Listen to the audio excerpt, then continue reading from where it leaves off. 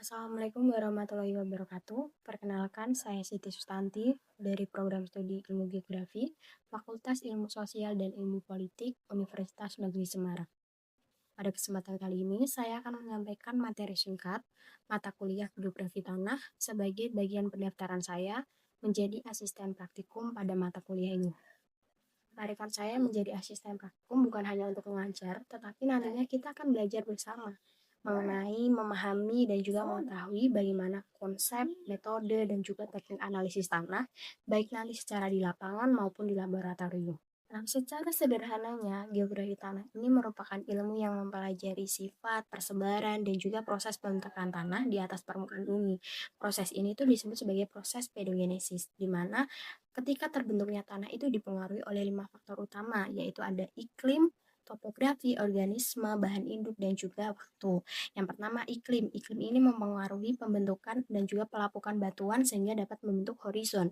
Kemudian ada topografi. Topografi ini sebagai pengaruh dari aliran air, kemudian ada erosi dan juga kedalaman tanah. Kenapa demikian? Karena topografi itu pada daerah dataran dan daerah dataran tinggi, dataran rendah itu pasti berbeda, sehingga pengaruh dari aliran air, kemudian erosi dan juga kedalaman tanah pasti juga berbeda.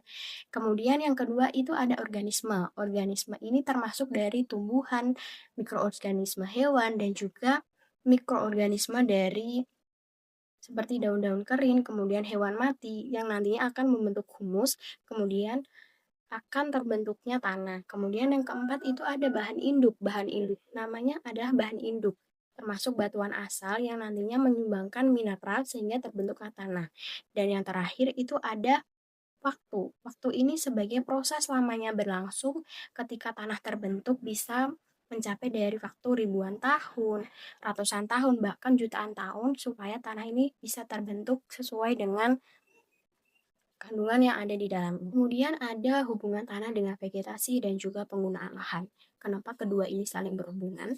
Karena pada dasarnya penggunaan lahan di dataran tinggi dan juga dataran rendah itu pasti berbeda. Sehingga vegetasi yang ada di atas tanahnya itu pasti berbeda juga.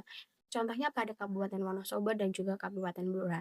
Di sana, di dataran tinggi, lebih cenderung ditumbuhi oleh tanaman sayur-sayuran dan juga buah-buahan seperti sayur kol, kemudian ada wortel, terus ada seledri dan juga masih banyak lagi sayuran yang dapat tumbuh pada daerah dataran tinggi. Sedangkan pada daerah dataran rendah seperti Kabupaten Blora, tanam-tanaman seperti wortel, kol, seledri, kubis, dan lain-lain ini bisa tumbuh. Tetapi nantinya jika masa panen, kualitas